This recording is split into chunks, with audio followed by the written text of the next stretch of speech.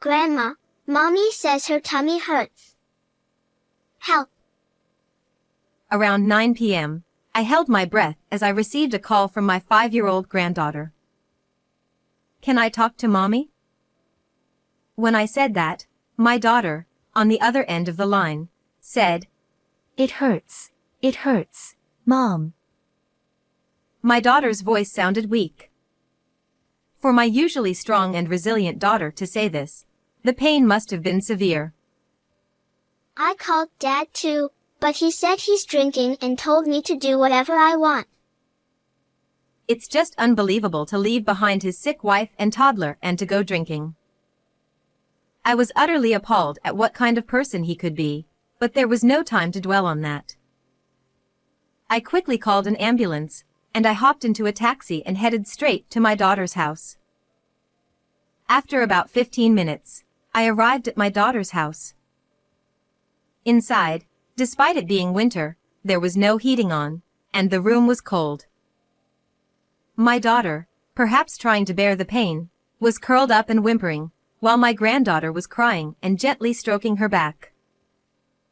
"Hang in there," I said, embracing my daughter, and she whispered, "Please take care of my child." Then, she lost consciousness. "Where's the ambulance? Hurry up and help my daughter." After about 5 minutes, the ambulance finally arrived, but it felt like a very long time. And on that day, I lost my beloved daughter. I'm Nancy, a 62-year-old housewife. My husband, whom I supported for many years, passed away 3 years ago, and now I spend my days feeling lonely. However, my daughter Meg lives about a 15-minute drive away, and she often comes to visit with my granddaughter Ashley, which helps ease the loneliness a bit. My 5-year-old granddaughter, who resembles my daughter when she was young, is obedient, kind, and really adorable. Meg's husband is named Thomas, and they met as colleagues at the company where she worked and got married.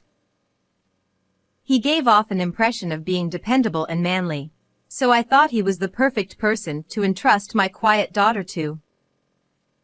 However, looking back now, I realize I should have taken more time to truly understand his character. After getting married, at Thomas's insistence, Meg chose to become a housewife and support her husband. They seemed to be living happily for about a year after their marriage.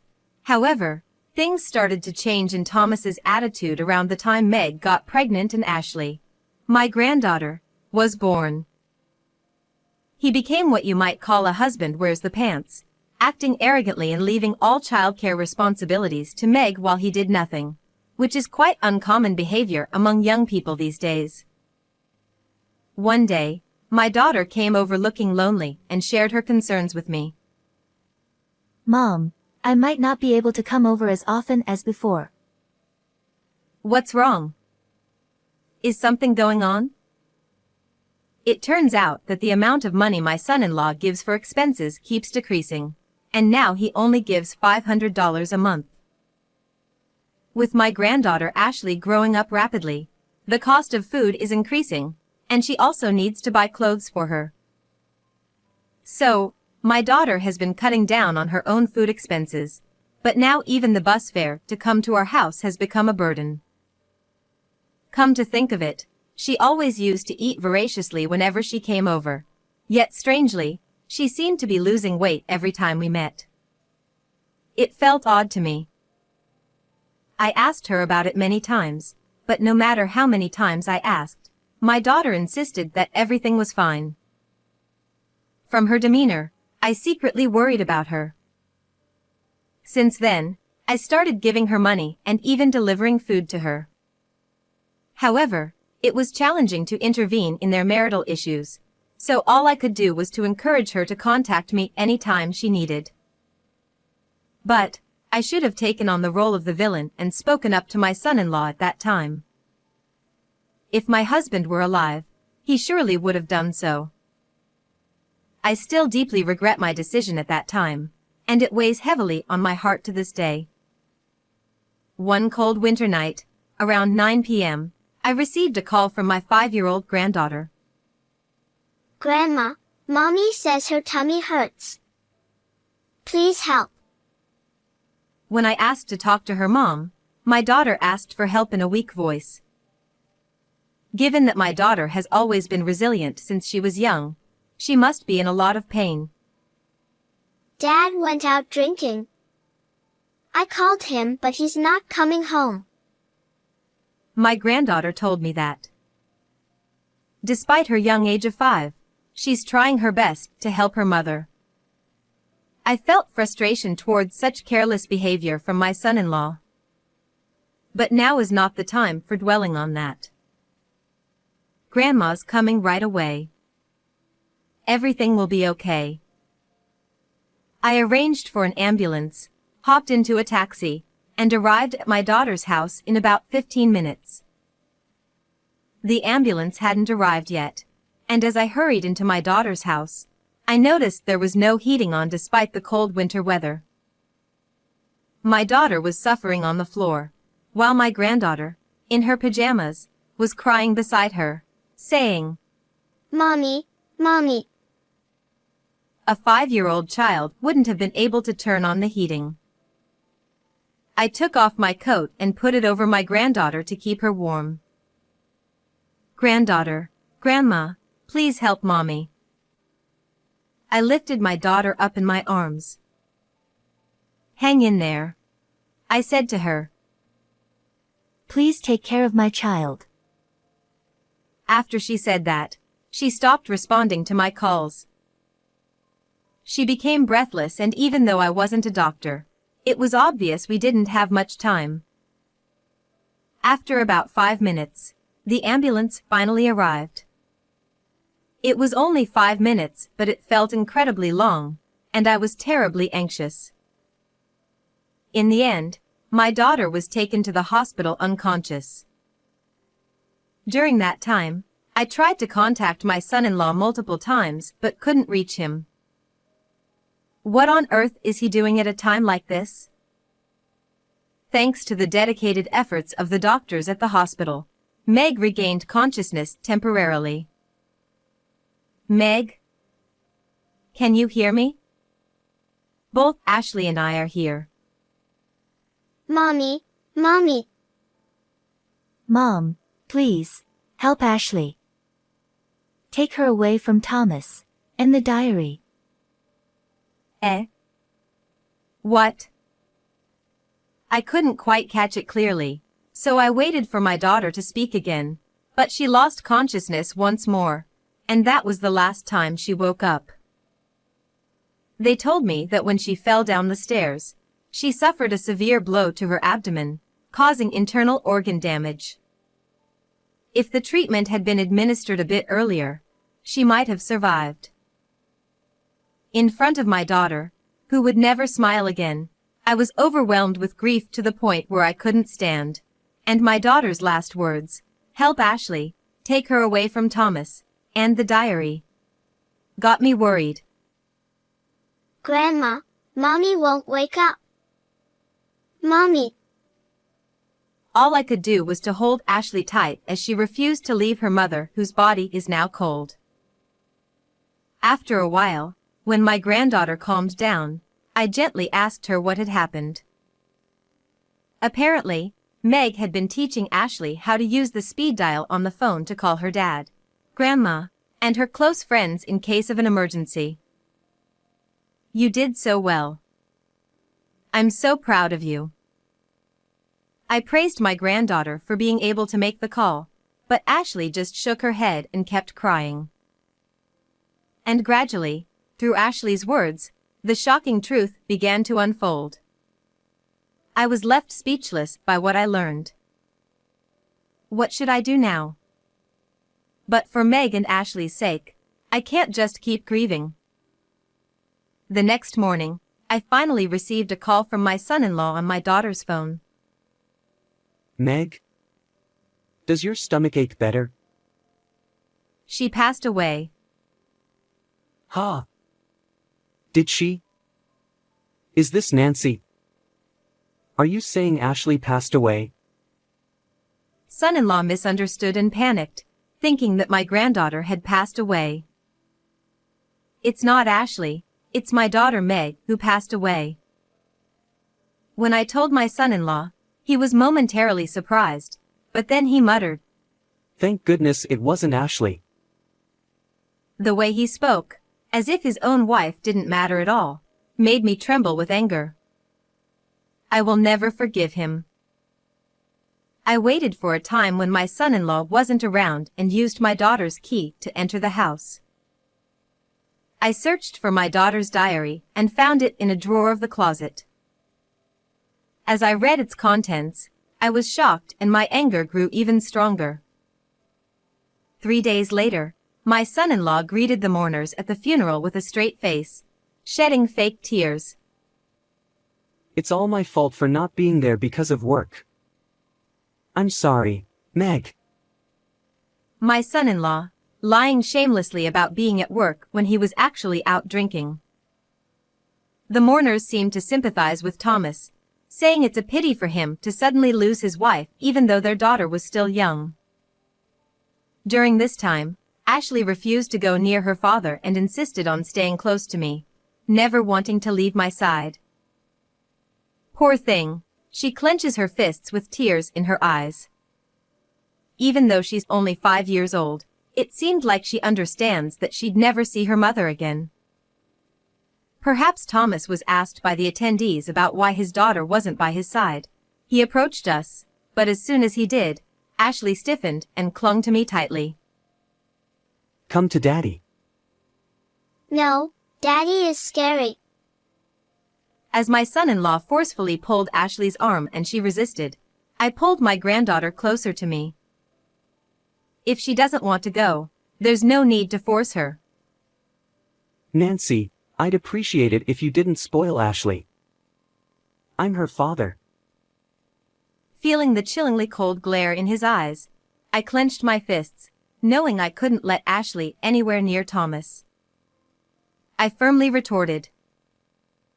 Just before Meg passed away, she told me to help Ashley and to keep her away from you. Why do you think she said that? What? Thomas gasped for a moment and then looked at me with a probing gaze. Meg said that? Did she say anything else? Perhaps he was worried about the truth coming to light, but I felt it was too soon to reveal everything. I decided to expose his lies in front of more witnesses. At that moment, the start of the funeral was announced by the officiant, and Thomas reluctantly returned to his seat. Ashley stayed close to me, refusing to leave my side, and sat next to me. Looking around the funeral hall, I noticed many colleagues from the company where Meg had worked before she got married to Thomas. They were all genuinely saddened to bid farewell to Meg. The way my daughter had always treated everyone with kindness was remembered, and tears welled up once again. Why couldn't I have helped her sooner? I feel so powerless. I was frustrated and overwhelmed, and I felt like I was about to go crazy. But then, my granddaughter Ashley tightly held my hand. Amidst the sadness, the funeral proceeded, and my son-in-law stood up to deliver the eulogy. My wife fell down the stairs and suffered a severe blow to her abdomen. I can't believe something like this could happen from such a small accident. We were a happy couple, and never had a single argument. Meg, please come back. He put on a passionate performance, his face turning red, his voice trembling, and tears streaming down his cheeks. His convincing acting moved the mourners to tears as well. Then, Ashley, who had been sitting quietly beside me, suddenly stood up and pointed at her father. Liar. Wasn't it Daddy who kicked Mommy's tummy? Ashley clenched her lips tightly, glaring at Thomas, but tears streamed down her cheeks. Huh? What's going on? But he said she fell down the stairs. right? There was a murmur among the mourners. It was understandable. What Ashley had just said was completely different from what Thomas had told us. Suddenly faced with this unexpected turn of events, everyone seemed bewildered. Thomas, in response to Ashley's words, hurriedly tried to cover up the situation. Ashley, are you upset because Mommy was gone when Daddy was at work? But you shouldn't tell lies. Daddy kicked Mommy and pushed her down the stairs. Then Daddy went somewhere. After that, Mommy cried saying her tummy hurt. Really, really hurt. Yeah, that's right. Mommy's tummy hurt when Daddy wasn't there, so it's not Daddy's fault. I called Daddy to help Mommy, but he said he was drinking and told me to do whatever I want. So, I called Grandma. Ashley, don't say anything more. Thomas, noticing the rising voices of condemnation from the attendees, hurriedly approached Ashley and tried to forcibly silence her. I stood in front of my granddaughter and glared at Thomas. Old lady, stay out of this. Back off. He tried to push me aside, but I pulled out a notebook in front of him. It was Meg's diary. In this diary, it's written what you have done. Everyone, please listen. As I sought permission from the attendees to start reading, Thomas tried to intervene, but some of Meg's colleagues restrained him. I borrowed the microphone from the host and began reading meticulously, ensuring not to miss a single word. There, it was passionately detailed how she had been subjected to verbal abuse from her husband on a regular basis, how she had not been provided with adequate financial support, and how she had been suffering. Additionally, it was written that whenever Thomas was in a bad mood, he would hit or kick her, resulting in constant injuries. The description of such suffering was so painful to read that it became almost unbearable. It seems that Meg wanted to divorce, but even if she wanted to, Thomas threatened her, saying he would never let go of Ashley, leaving her unable to do anything. At the end, there were words written with trembling hands. It hurts. Mom, help me. I couldn't stop crying. The harrowing contents of the diary prompted cries that sounded almost like screams from Meg's close acquaintances. Meg had endured this in silence, unable to confide in anyone about the truth. Shut up. I was just disciplining my wife. It's Meg's fault for not being able to handle household chores properly while raising the child. Didn't you use her as a punching bag for your stress? I know you didn't even provide enough living expenses. I was giving her $500 a month. It's Meg's fault for not being able to manage it. You can't live on just that. She was even sacrificing her own meals, yet you were doing whatever you like. It's my money, so I can go wherever I want, right? Only $500 for living expenses. Hitting and beating as discipline. Was he in a pub? There's a murmur spreading among the people around, and everyone is giving Thomas suspicious looks, whispering to each other. He started to lose control, and then he exploded. I'm not at fault, I'm telling you. I just gave her a little kick, and she fell down the stairs on her own.